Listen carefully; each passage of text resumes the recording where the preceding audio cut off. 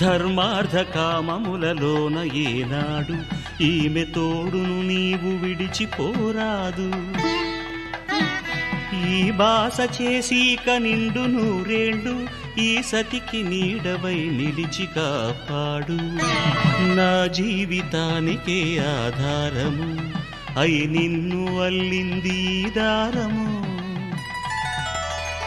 నీ మెడను వాలు ఈ మాంగల్యము నా శాంతి సౌఖ్యముల సంకేతము.